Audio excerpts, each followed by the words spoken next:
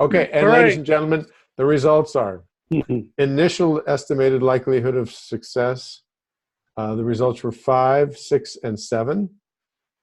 And final estimated, oh, this is weird. Final only has 2, which is 7 and 8. So someone missed the last row on the form. I think, yeah, someone missed the second row. Yeah, and the result, Okay. fantastic. You want to see? You want to hear the comments? I don't know. Do I? Well, as Gospodar, I'm going to read the comments. You can listen to that. Okay. Very well thought out presentation. Needed to explain about the target at first and how to measure success. Fantastic idea. Lots of room to experiment and learn. And we'll grade higher when the TBD items are addressed. All right. Wow, I got two excellent and an incomplete. All right. Okay. So you definitely improved your results by answering our questions. That's a good sign. Yeah. So I think now we can turn it over to Chris for the retrospective. Yeah, let's do the high-low debrief. What went well, what didn't go so well, and what you would do better next time. And let's just keep the focus on the Shark Bowl concept and the process of the Shark Bowl and separate that from grading earning. So let's just focus on the process. Yeah. Does somebody want to start? I have a thought. I'll share the first thought.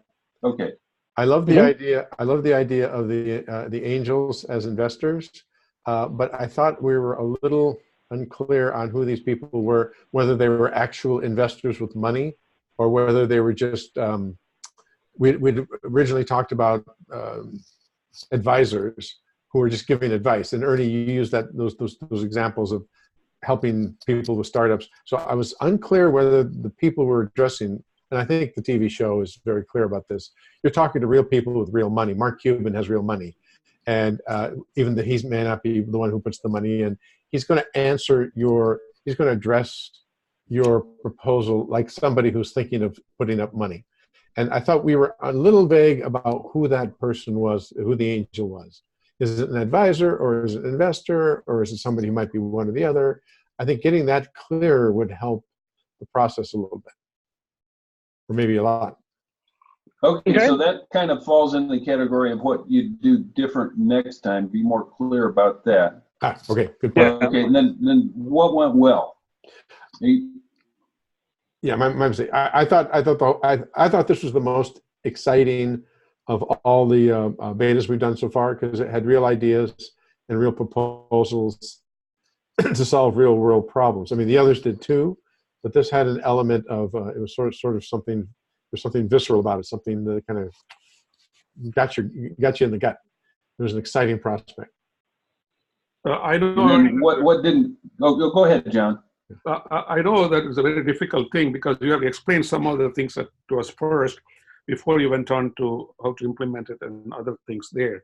So, especially for me, some of these terms are new, but.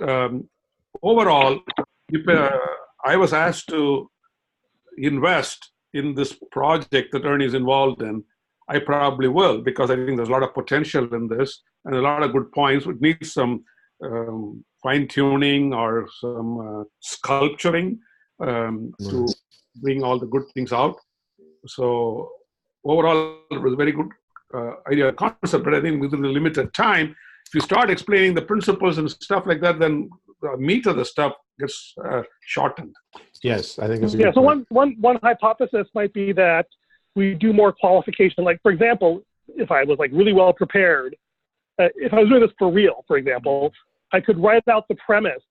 Like, this is the assumption of the way the world is, and we define the challenge to include the VUCA and all these sorts of things. So everyone who comes to the Shark Bowl is aware of the fact that this is the assumption that people are coming in here with. And if they've already bought into that, then you can have a much higher level of conversation with them. Yeah, agreed. Yeah, agreed. You know, one thought along those lines, Ernie, just hearing you talk, it occurred to me that it would be interesting to try this pitch without the VUCA table to start, just with an assumption. that things are getting more difficult, and don't spend 10 minutes explaining the chart, because then people could get lost in whether they agree with it or not, and just sort of jump more quickly into your proposal of how to build a shark bowl or a fish bowl. It'd be interesting to try that, because then that would avoid setting up conflict or setting up a negative response. Don't give them time to argue about your premise, but don't tell them the premise. Just tell them that we're going to do something cool. Well, I'm not sure I agree with that. I really like the chart. I did too. And I think that using it differently is a good idea. So maybe you start out with what is the premise of the business. Then here are the challenges that we face in society with the 3 different columns, and then go into this is how my business, this analog boot camp, is going to address that and do it better than anybody else. It's sort of like that. But I just, as far as my own high-low, I really liked the PowerPoint or whatever you use to make the slides. I thought that was very helpful. And I like the fact that this was purposeful. I mean, we were giving constructive feedback to Ernie, who really wants to do this. And that's exciting to me, just like you said, David. Yeah. And then, what didn't go so well is the time, and I already said this, is the time when all 3 of us gave our feedback and Ernie responded collectively to all 3 of us instead of one at a time. I think the one at a time angel comment and entrepreneur feedback is a better way to go. And so that was actually the intent, but we in a small enough group we didn't quite go there, but I guess that's a Gospodar feedback.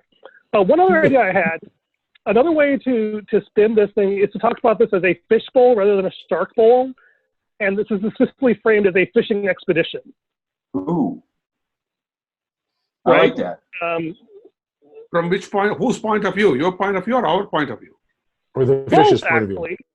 Right, so the idea is that I, as the entrepreneur, are fishing for partners, investors, customers, people who will assist me in fulfilling this mission. And if if we qualify our angels, so they are angel fished. Nice. No. I mean, we are fishing, not we are. But the idea is that if we're doing this as a tournament, like the dream is that someday in the distant future, or maybe not, let's say 6 months from now, we have a thing where we have,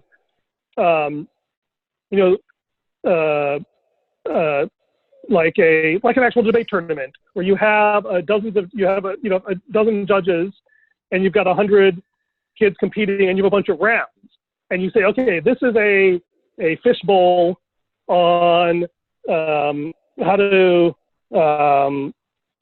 reduce school shootings, say, and then you put out the call across the country for people who are passionate about this issue, and they sign up as entrepreneurs, and then you have a tournament where people meet in front of various judges, and depending on how well they do, they advance and they reiterate, and then at the end, you get really like the top 2 or 3 people in the country you care about this competing in front of a panel of a politician and a law enforcement officer and an educator. And you would actually have some really amazing arguments and really amazing critiques at that level. I'm not sure I was going with that, but that was the vision. I really like the idea of changing the name. Shark is too aggressive, and it's got a negative connotation to me. Now, if you spell fishing by putting a P in front of it, then that's got sort of a negative connotation too. And but I love the concept. What you described. So I'm just brainstorming here, like netting bowl or something like that. Actually, use the metaphor of fishing. It's really casting. You know, when you're looking for fish, you're casting. So Yeah. now that has other implications in the entertainment world. We don't want to go there, but it could also be a casting role. Oh, that was the point I wanted to make, is that in some ways, like if I, actually had a big pile of money and I wanted to find people to submit proposals to fund, I would much rather do this than have them write grant proposals, right? And so let's just take a day and have a dozen people I trust screen all these people, and they actually pitch in front of a live audience. And you see, this is what to me is the biggest success, was the delta from the initial to the final score. Yeah. Right, because the Shark Tank is all about the initial score. How do you pitch cold? Whereas this is where it gets back to the core values, right? Is that anyone who's really slick can work for a really good pitch. But when people point out flaws, when they disagree, when they criticize their pet project, how resilient are they? How curious are they about finding out what's wrong? How much do they take ownership of the problems and the issues involved? How much empathy do they have for the judges to understand why they're raising those objections, right? This is the interesting self-similarity about this, which actually makes me encouraged. I gotta share this note though. These core values that I mentioned at the beginning. Let me get rid of this overlay here. I worked on this idea under a bunch of different names before, but this idea, the 4 principles of resilience, ownership, curiosity, and empathy. And when I found the VUCA thing, it really intrigued me. And I tried to force fit them together, and it didn't quite work. So I went and said, okay, let's throw them away. And let's just say, okay, what really are the things I'm trying to say and resolve with the VUCA?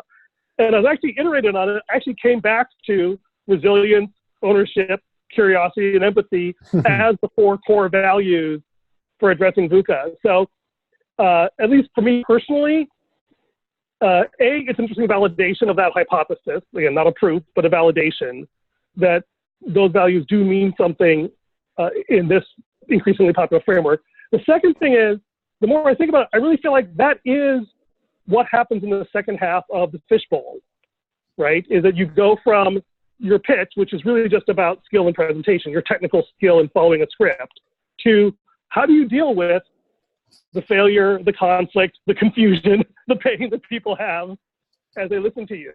And so it really does give me hope. And the other interesting thing about the word fishbowl, I just realized, is that fishbowl has the idea of transparency, right? Yes. And welcome to the Goldfish Bowl. And I think that's actually the point. This is like my one of my deep passions about what's wrong with education is that we see the finished, as students, we see the finished result. We rarely see the struggle. Like my kids had their junior high back to school night, my son did yesterday. And my favorite presentation was the earth science teacher who said, when I was a student, at the very beginning, I hated school. I blew everything off. I had nothing I wanted to do with school. I would just do the minimum to get by and go off and goof off and play. And then later, when I discovered science, I got so excited, I obsessed over it, and I wanted to become an A+ in everything. And he says, because of that, I see both sides of my students, so I feel like I can empathize with everybody. Like out of the 16 presentations I saw yesterday, that was like the one thing that stuck with me was the personal narrative of the person that they shared. And when you have a good mentor, they're like that. But professional education today, it's much more about, I have all this wisdom, you should listen to me. And so I actually think that, I was toying whether or not I should make it whether it was a bad or good or bad thing that I want to publish all these videos live on the internet. But now I feel like if it's a fishbowl, well, of course you do. Right? The whole point of this is that you are vulnerable and that you are willing to make mistakes in public and help people see your flaws, because that's how you get stronger and get better. Whereas if you hide them, it just gets toxic and holds you back. Did you ever read Paul Hawken, the entrepreneur who founded Smith & Hawken? I've never heard of it. No. Smith & Hawken is a high-end, like a garden shop. They have like at Stanford Shopping Center or Valley Fair. I don't know if they're still around. He did several businesses. And he was always proud of the fact that he didn't know how to read a P&L or income statement. He knew nothing about business. He had accountants do all that. He was just an idea guy. And one of the great ideas he has in one of his books, he said, if you have a great idea, do not keep it to yourself. No one can steal your idea. Yes, Paul Hawken. He says they may take your idea and implement it their way, but they can never steal your vision of how to implement your idea. And he said, share everything and don't hold back, because it's going to be the feedback you get to your original idea that makes you a success. Very interesting idea. I never forgot. I read that 20, 30 years ago. I never forgot that. That's a good point. Wow, I almost feel like I feel like that's a mic drop. We could just stop there. He's got it. You can still get his book. I forget what it's called, but it's about entrepreneurship, and it's full of that kind of reverse logic of how he succeeded. He did several. It's very open source. He's absolutely open source in what he does. Yeah. And Blessed Unrest. Dang, yeah. I should get him as a sponsor. I don't know if he's still alive. Growing a Business is the one I'm talking about. And it's free, so yeah. Still around. Yeah. Oh, yeah. Amazing. Oh my God. He's only a few years older than me. He's local. He's in San Mateo. Yeah, fascinating guy. Growing a Business. It's a lot of stuff that's going to be very consistent with what you just were saying in your presentation. And he said it 30 years ago. There you go. Yeah. So, like I said, this is not really novel in a lot of ways. No. The really interesting thing, which we didn't really touch on here, is that assuming I can build any sort of business around this, right? First question is whether I make any money on it at all, whether anyone's actually willing to pay for this. That's the first question. And then the second question is there ever a point where this becomes a full-time job, right? Which it might not. It might just be a hobby forever. But if it is, but then if that happens, then the third question is, could this become a scalable business? Right, a scalable platform, even if it's not a single business, a collective, a brand, a thing, because right now there is just so friggin' much money and social capital invested in the current way of doing things that all these ideas have been around for a long time, but they're always on the fringes. But then we have a place where people say, well, you could go off to college, but why don't you go do a summer camp at, the fish tank and really figure out what you're about and what you want to do with your life, and then if college makes sense, go to it. Right? I can imagine a world like that. Make it a conclusion. Make it the conclusion, not the assumption. Yeah. Yeah, and that's already started. Michael Horn, actually, I should get him as a celebrity judge for something like this. He published a book, the definitive book on choosing college, and his bottom line is, it wasn't about choosing. He started choosing, like, how do you choose which college to go to? And ended up with, like, choosing whether or not to go to college. Because which college to go to depends on what you want to do with your life. And for a lot of people, the answer is no or not yet. And that's a radical statement today, but maybe not soon. All right. So I think David had a great... Paul Hawken has another point about that. He said, the reason I started this billion-dollar business is I just couldn't find good tools. Gardening tools. Yeah. Yeah. So that's, yeah. Okay, sorry. Yeah. Okay, well, I probably should get going here. We got to go. Great job, Ernie. Really good. Yeah, no, that was good. All right, thanks, everyone.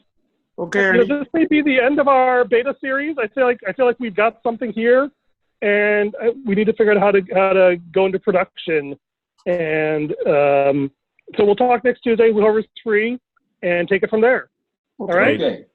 Have a good Labor Day. Thank you very much. Okay. Have a wonderful Labor Day. Yeah.